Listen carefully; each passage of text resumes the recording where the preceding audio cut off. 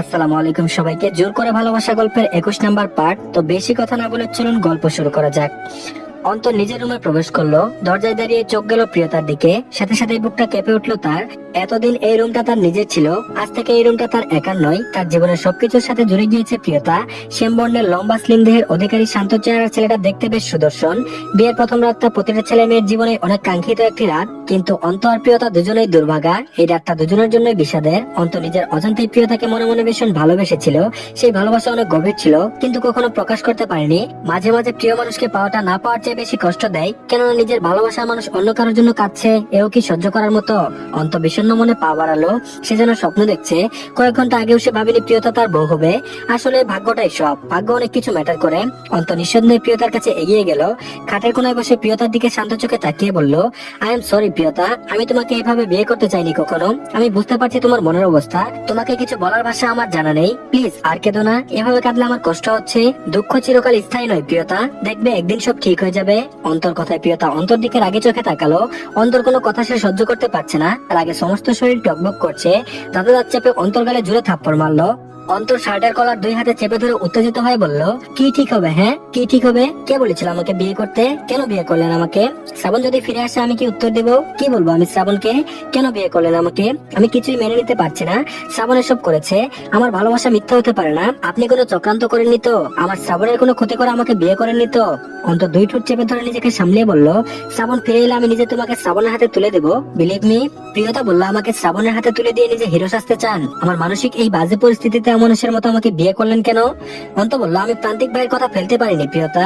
প্রিয়তা বলল, কোনোদিন আপনাকে আমি ক্ষমা করবো না, কোনোদিনও না। ভুলে আমাকে আপনার বউ ভাববেন না। অন্ত বলল, আমি কি করেছি প্রিয়তা? তুমি কেন আমাকে ভুল বুঝছো? প্রিয়তা বলল, তাহলে কাকে ভুল বুঝবো, কাকে বিশ্বাস করবো? কে ভালো আর কে খারাপ কিভাবে বুঝবো? অন্ত বলল, সময় তোমাকে আপনজন জানাবে প্রিয়তা। বলে অন্ত প্রিয়তার দুই হাত থেকে নিজের কলার ছাড়িয়ে নিল। মুখ ভারী করে উঠে গেল। সারাদিন ভীষণ ক্লান্ত সে। আলমারি খুলে ট্রাউজার আর গেঞ্জি বের করে শহরে গেল।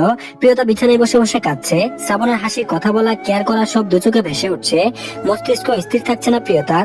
দুই কানে হাত চেপে ধরে কাঁদছে। মাঝে মাঝে মানুষের জীবন এমন কিছু ঘটে যায় যা মানুষের কল্পনারও বাইরে থাকে। মানুষ যা ভাবে না তাই ঘটে যায়। অন্ত ওয়ালে হাত বাঁধিয়ে শাওয়ার ছেড়ে দাঁড়িয়ে আছে। প্রিয়তার থাপ্পড়ের শব্দ মিনিটে মিনিটে প্রতিধ্বনিত হচ্ছে, তার কানে বেজে উঠছে। এমন সময় কিছু একটা শব্দ হলো। শব্দটা কর্ণ করে যেতে অন্ত ওয়াশরুমের দরজা খুললো। দরজা খুলে দেখলো প্রিয়তা খাটের উপর চেয়ার নিয়ে ফ্যানের সাথে শাড়ির আঁচল পেঁচিয়ে গলার দড়ি দেওয়ার চেষ্টা করছে। অন্ত রুমে আসতে প্রিয়তা চেয়ার ফেলে দিল পায়ের নিচ থেকে। দৃশ্যটা অন্তর চোখে যেতেই এক ছুটে গিয়ে প্রিয়তার দুই পা জড়িয়ে ধরে প্রিয়তাকে উঁচু করে ধরলো। প্রিয়তাকে ধরে গলা থেকে শাড়ি খুলে কোলে করে নিচে নামিয়ে উত্তেজিত হয়ে বলল, পাগল হয়ে গিয়েছো তুমি? এটা কি করছিলে? আমাকে সারা জীবন অপরাধী বানাতে চাও? এখনই তো খারাপ কিছু হতে পারতো, যদি কিছু হয়ে যেত তোমার। অন্তর চোখে মুখে প্রিয়তার কিছু হয়ে যাওয়ার ভয়ের আতঙ্ক স্পষ্ট বোঝা যাচ্ছে। এতটা উত্তেজিত হয়ে কথা বলছে যেন অন্ত নিজেরই প্রাণ বেরিয়ে যাচ্ছে। প্রিয়তা কেঁদে কেঁদে বলল, কেন বাঁচালেন আমাকে? কতবার বাঁচাবেন? অন্ত বলল, যতক্ষণ আমি জীবিত আছি ততক্ষণ তোমার কিছু হতে দিচ্ছি না আমি। আমি প্রান্তিক ভাইকে কথা দিয়েছি তোমাকে অক্ষত রাখবো, ভালো রাখবো। প্রিয়তা বলল, একটা জীবিত মানুষকে না হয় বাঁচিয়ে রাখা যায়, কিন্তু একটা মৃত মানুষকে কিভাবে বাঁচাবেন আপনি? আপনার কি মনে হয় না আমি মরে গেছি? অন্ত ভাইয়া, এত কিছুর পরও আমার মন আত্মা কিভাবে জীবিত থাকবে? অন্ত বলল, এই মুহূর্তে তোমাকে বোঝানোর মতো ক্ষমতা আমার নেই। প্লিজ শাড়ি চেঞ্জ করো প্রিয়তা। এই কলঙ্কিত শাড়ি তোমাকে আর পরতে হবে না। যে শাড়ি তোমার গলা ফাঁসি হতে পারে সেই শাড়ি তোমাকে পরতে হবে না। চলো শাওয়ার নেবে, মাথা ঠান্ডা হবে। প্রিয়তা নিশ্চুপ হয়ে দাঁড়িয়ে আছে। অন্ত প্রিয়তার হাত ধরে টেনে ওয়াশরুমে নিয়ে গেল। শাওয়ার নিচে প্রিয়তাকে দাঁড় করিয়ে দিল। শাওয়ারের পানি আর প্রিয়তার চোখের পানি মিলেমিশে একাকার হয়ে যাচ্ছে। অন্ত নিজের পোশাক নিয়ে ওয়াশরুম থেকে বের হয়ে চেঞ্জ করে নিল। প্রিয়তাকে একটা থ্রি পিস দিয়ে বলল, এটা পরে নাও। প্রিয়তা থ্রি পিসটা পরে বাইরে বেরিয়ে এলো। অন্ত একটা মেডিসিন প্রিয়তার হাতে দিয়ে বলল, অনেক চোখের পানি ফেলেছো, এটা মাথায় পেনের ওষুধ, খেয়ে নাও। শ্রাবণ যদি ফিরেও আসে তুমি বেঁচে না থাকলে ওর কাছে যাবে কিভাবে? প্রিয়তা অন্তর হাত থেকে ওষুধটা খেয়ে নিল। ওষুধটা খাওয়ার কিছুক্ষণের মাঝে ঘুমিয়ে পড়লো। অন্ত সারা রাত প্রিয়তার মুখের দিকে তাকিয়ে চেয়ে রইলো। এক মিনিটও ঘুমালো না। যদি সে ঘুমালে প্রিয়তা উঠে একটা অ্যাক্সিডেন্ট ঘটায় তাহলে কি হবে?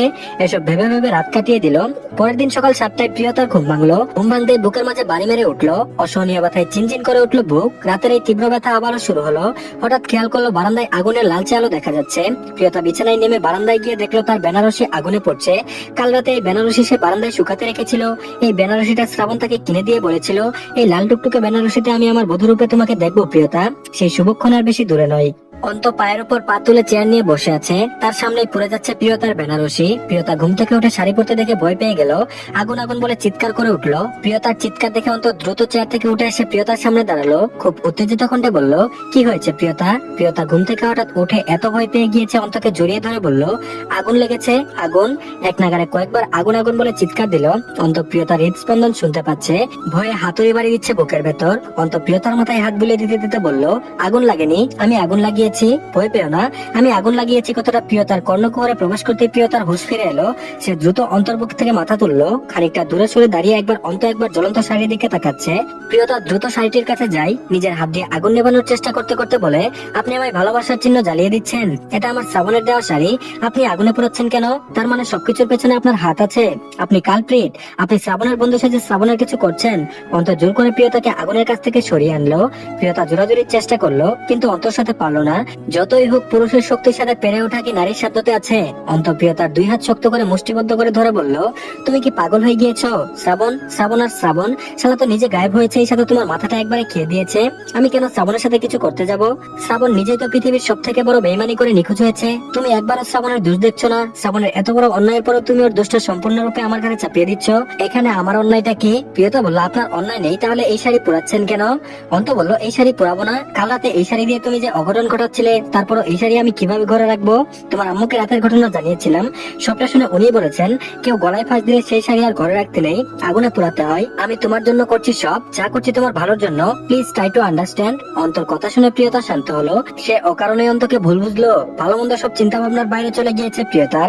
সে আবারও কেঁদে দিল, চোখ দিয়ে নোনা জল গড়িয়ে পড়ছে। কাঁদতে কাঁদতে বিছানায় গিয়ে উপর হয়ে শুয়ে পড়লো। প্রতিটা সেকেন্ড যেন কয়েক যুগের সমান যাচ্ছে তার। মনে হচ্ছে তার জীবনে এই খারাপ সময়টা আজীবন থেকে যাবে, এই বাজে সময়টা আর ফুরাবে না। এভাবে অনন্তকাল জ্বলতে থাকবে তার হৃদয়, মানসিক অশান্তিতে পুড়ে যাবে সারা দেহ। অন্ত শাড়ির ছাইগুলো বাকিটা তুলতে তুলতে বলল, শাড়িটা আমি বাইরে কোথাও নিয়ে পুরাতে পারতাম, কিন্তু তোমাকে রেখে গেলে যদি আবার উল্টাপাল্টা কিছু করতে, বলে অন্ত দীর্ঘশ্বাস ছাড়লো। আর এদিকে খালি গায়ে প্রান্তিক উপর হয়ে শুয়ে আছে। সে সবসময় উপর হয়ে শুয়ে থাকে, সারাত ঘুমায়নি সে, বাড়ির কেউই সারাত ঘুমায়নি। সকালে সবাই চোখ বুঝেছে, কিন্তু রজনীর চোখে ঘুম নেই। ভালোবাসার মানুষের বেইমানি প্রতিটা মানুষেরই ঘুম কেড়ে নেয়, দেয় শুধু মানসিক তীব্র যন্ত্রণা। রজনীর কানে একটা কথাই বেজে চলেছে সবসময়, প্রান্তিকের অন্য কোনো ভালোবাসার মানুষ আছে যার জন্য সে রজনীর ভাইয়ের গায়ে হাত তুলেছে। নিজের কয়েকটা পোশাক ব্যাগে ভরে বাড়ি ছেড়ে চলে যাওয়ার সিদ্ধান্ত নিল রজনী। নিঃশব্দে গিয়ে ঘরের দরজা খোলার চেষ্টা করছে, কিন্তু কোনোভাবেই দরজা খুলছে না। দরজা অনেক টানাটানির পরেও খুলছে না। এমনিতেই রজনী ভয়ে ভয়ে দরজা খোলার চেষ্টা করছিল, কারণ প্রান্তিক দেখলে আর যেতে দেবে না। রজনী কয়েকবার দরজা খোলার ট্রাই করে না পেরে পেছনে তাকালো যে প্রান্তিক জেগে গেল কিনা। পেছনে তাকাতেই হাত থেকে ব্যাগ পড়ে গেল ভয়ে। প্রান্তিক তার দিকে কপালের চামড়ায় ভাঁজ ফেলে তাকিয়ে আছে। তার মানে কি প্রান্তিক ঘুমায়নি? রজনীর কৌতূহলী মুখ দেখে প্রান্তিক ভ্রুকুচকে বলল, দরজা খুলে বাইরে যেতে চাইলে দরজা ভেঙে যেতে হবে, অত বল তো তোমার গায়ে নেই, যদি থাকে ভেঙে ফেলো, সমস্যা নেই। রজনী বোকার মতো তাকিয়ে রইল প্রান্তিকের কথা শুনে। রজনীকে ভেবেচেকা খেয়ে দাঁড়িয়ে থাকতে দেখে প্রান্তিক বলল, দরজা লক করা, চাবি আমার বালিশের নিচে, শুধু দরজা ধাক্কাধাক্কি করে লাভ নেই, এসো চাবি নিয়ে যাও। রজনী এবার আরো বেশি শিওর হলো প্রান্তিকের চিন্তা ভাবনার আশেপাশে রজনীর চিন্তা ভাবনা নেই। প্রান্তিকের মস্তিষ্ক অতি তীক্ষ্ণ, যা ফাঁকি দেওয়া সম্ভব নয়। রজনী এবার বেশ খানিকটা শক্ত হয়ে বলল, আমাকে আটকে রাখতে চান আপনি? কি জন্য? আমার শরীরের জন্য? মন তো অন্য কাউকে দিয়েছেন, তাহলে আমাকে কেন রেখেছেন? আমার শরীর ভোগ করার জন্য? প্রান্তিক শোয়া থেকে উঠে দাঁড়ালো, থমথমে মুড়ে রজনীর দিকে এগিয়ে এলো। রজনী দরজা পিঠ ঠেকিয়ে দাঁড়ালো। প্রান্তিক রজনীর কাছাকাছি এগিয়ে এসে রজনীকে দুই হাতের মাঝে রেখে দুই হাত ওয়ালে রাখলো। কষ্ট এগিয়ে রজনীর ডান গালে চুমু দিয়ে বলল, অনলি কিস ছাড়া তোমায় বিনা অনুমতিতে কিছু করেছি? কোনোদিনও করেছি? জোর করেছি কোনোদিন? রজনী বলল, তাহলে আমাকে আটকে কেন রেখেছেন এখানে? কি চান আমার কাছে আপনি? আমার মতো সহজ সরল মেয়েকে কেন শাস্তি দিচ্ছেন আপনি? প্রান্তিক বলল, তোমার কাছে কি চাই জানতে চাও রজনীগন্ধা? রজনী বলল, হ্যাঁ চাই। প্রান্তিক বলল, তোমার সুবাস চাই? তোমার সুবাস ছাড়া আমার দম বন্ধ হয়ে আসে, আমার শুধু তুমি চাই, তোমার অভাব আমার। আর এই যে বলছো না তোমাকে আটকে রেখেছি আমি তোমার মন আটকেছে, শুধু এমন ভাবে আটকেছে আর কোনোদিন ওই প্রান্তিক চৌধুরী ছাড়া তুমি বাঁচতে পারবে না। আমার ভালোবাসা বলে যাওয়ার ক্ষমতা তোমার নেই রজনীগন্ধা। রজনী বলল, আমাকে চান? আর কত মিথ্যা বলবেন আপনি? আমি আর নিতে পারছি না, আপনার দোহাই লাগে আমাকে যেতে দিন, যাকে ভালোবাসুন তাকে নিয়ে আসুন। প্রান্তিক বলল, কাকে ভালোবাসি দেখতে চাও তুমি? রজনী বলল, হ্যাঁ চাই। প্রান্তিক বলল, চোখ বন্ধ করো, আজ তোমাকে দেখাবো প্রান্তিক চৌধুরীর ভালোবাসার মানুষকে। রজনীর বুকের মাঝে বাড়ি মেরে উঠলো। সে দেখতে চায় না প্রান্তিকের ভালোবাসার মানুষ, নিজের প্রিয় পুরুষের পাশে অন্য নারীকে সে সহ্য করতে পারবে না। প্রান্তিক রজনীর চোখ বন্ধ করে দিয়ে রজনীর পেছনে দাঁড়ালো। রজনীর চোখের উপর এক হাত রেখে আরেক হাত কোমরে জড়িয়ে ধরে সামনের দিকে পা বাড়ালো। কয়েক পা যাওয়ার পর রজনীর চোখ ছেড়ে দিল। এবার দুই হাত দিয়ে রজনীকে পেছন থেকে জড়িয়ে ধরে কাঁধে থুতনি রেখে বলল, এই দেখো সেই নারী, যে নারীকে তোমার স্বামী ভালোবেসে উন্মাদ হয়ে গিয়েছে। এই নারীর জন্য নিজের আপন বড় শালাকে প্রচন্ড মেরেছিলাম। তার অপরাধ ছিল সে না জেনে নিজের বোনকে নিয়ে খারাপ কথা বলেছিল। এখন বলো রজনীগন্ধা, তোমার স্বামী কি ভুল করেছিল? যাকে ভালোবাসে তার নামে বাজে কথা যেই বলুক তাকে পুঁতে দেওয়া উচিত কিনা বলো। রজনী অবাক হয়ে প্রান্তিকের মুখের দিকে তাকালো। কি বলবে সে বুঝে উঠতে পারছে না। ছলছল চোখে বলল, আমার ভাইয়া আমাকে খারাপ কথা বলেছিল। প্রান্তিক রজনীকে শক্তভাবে জড়িয়ে ধরে বলল, এজন্যই তো বলতে চাইছিলাম না, কিন্তু তোমার পাগলামিতে আমাকে বলতে বাধ্য করলো। রজনী কাঁদতে কাঁদতে বলল, আমি আবার আপনাকে ভুল বুঝলাম? আপনি আমাকে এত ভালোবাসেন তাও আমি ভুল বুঝলাম? আমি আর শাস্তি চাই, আমাকে শাস্তি দিন আপনি। প্রান্তিক বলল, শাস্তি তো দিবই, তবে আদরের। আমাকে ছেড়ে যাওয়ার সাহস দেখে অবাক হলাম। আমি যদি কখনো মরে যাই সেদিনই মুক্তি তোমার, তার আগে নয়। বেলকনিতে দাঁড়িয়ে ডান হাতের তর্জনী কপালে ঘষতে ঘষতে সিগারেট টানছে প্রান্তিক। চোখ দুটো স্থির হয়ে আছে রজনীর দিকে, নাক দিয়ে গোল গোল করে সিগারেটের ধোঁয়া ছাড়ছে আর রজনীর দিকে তাকিয়ে আছে। রজনী শুভ্র রঙের শাড়ি পরেছে রুমের ভেতর, কিন্তু একা একা শাড়ি কুচি ঠিক করতে পারছে না।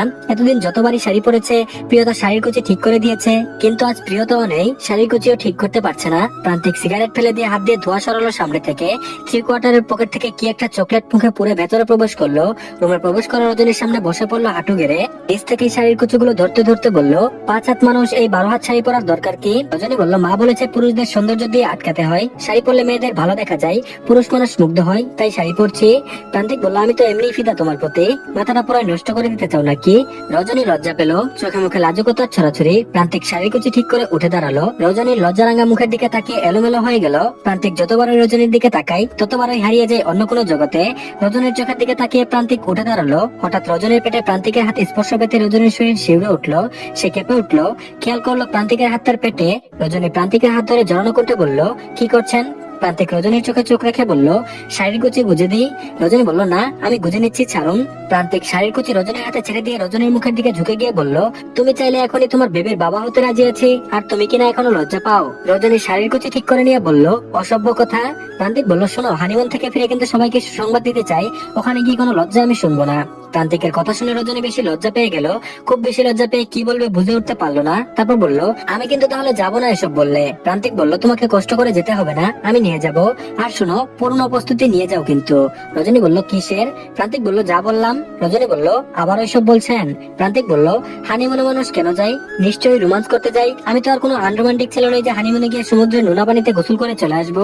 রজনীর চোখে কাজল লাগাতে লাগাতে বলল, মনে হচ্ছে আপনি একাই হানিমুনে যাচ্ছেন, এর আগে কেউ যায়নি। আমরা যাচ্ছি প্রিয়তার মন ভালো করতে, নিজেরা রোমান্স করতে নয়। প্রান্তিক রজনীর হাত থেকে কাজলটা নিয়ে বলল, এই চোখ আমি না সাজালে সাজ পূর্ণ থেকে যাবে রজনীগন্ধা, এই চোখের নেশায় আমি হারিয়ে যাবো বারে বার। মুহূর্তের মাঝে প্রান্তিক কথার টপিক ঘুরিয়ে দিল। খুব মনোযোগ দিয়ে রজনীর চোখে কাজল পরিয়ে দিচ্ছে। রজনী প্রান্তিকের দুই কাঁধে হাত রেখে প্রান্তিকের মুখের দিকে তাকিয়ে আছে। ছেলে মানুষ কাউকে ভালোবাসলে তার সব বিষয়ে কত বেশি যত্নবান হয় সেটা প্রান্তিককে দেখলেই বোঝা যায়। প্রিয়সীর চোখে কাজল থেকে শাড়ির কুচি সব জায়গায় যত্নের কমতি নেই। কাজল পরানো শেষ করে প্রান্তিক রজনীর চোখে মুখে দিয়ে হালকা ফু দিয়ে বলল, আমি তোমার চোখের কাজল হতে চাই প্রিয়তমা, সারাক্ষণ ওই নেশা ভরা চোখে লেগে থাকতে চাই। রজনী আবারও লজ্জা পেল, প্রান্তিকের বুকে মুখ লুকালো, কোনো কথা বললো না, শক্তভাবে প্রান্তিককে জড়িয়ে ধরলো। মাঝে মাঝে কথা না বলেও নিজের সমস্ত অনুভূতি প্রকাশ করা যায়। প্রান্তিক রজনীর মাথায় চুমু দিয়ে বলল, এভাবে হাত দিলে বেসামাল হয়ে যাবো তো রজনীগন্ধা। রজনী বলল, আপনি আমার এত কাছে আছেন তবুও কেন এত পরাণ পড়ছে বলুন তো? প্রান্তিক বলল, এই যে রাগ করে কথা না বলেছিলে এই জন্য। প্রিয় মানুষের থেকে যতটা দূরে থাকবা তার থেকে দ্বিগুণ কাছে আসার টান বাড়ে, বুঝলে? এজন্য মাঝে মাঝে দূরত্ব প্রয়োজন আছে। কথাটা বলতে বলতেই প্রান্তিকের কাশি শুরু হলো। কাশতে কাশতে বুক চেপে ধরলো, বুক কেমন যেন চোরমার হয়ে যাচ্ছে, বুকে তীব্র ব্যথা হচ্ছে। বুক চেপে ধরে বসে পড়লো। প্রান্তিককে এভাবে অসুস্থ হতে দেখে রজনী ভয় পেয়ে গেল, খুব অস্থির হয়ে উঠলো। অস্থির কণ্ঠে বারবার জিজ্ঞেস করছে, কি হয়েছে আপনার? কোথায় কষ্ট হচ্ছে? বুকে খুব কষ্ট হচ্ছে, পানি দেবো? তো ধন্যবাদ সবাইকে, এই পার্টটি এই পর্যন্তই। পরবর্তী পার্ট দিলে অবশ্যই কমেন্ট বক্সে লিংক পেয়ে যাবেন। আর আমি একটু অসুস্থতার মাঝে ভয়েস দিলাম, তো একটু গরমিল হলে আপনারা মানিয়ে নিন। তো ধন্যবাদ সবাইকে, ভালো থাকবেন সবাই, চ্যানেলটিকে সাবস্ক্রাইব করে দিয়েন।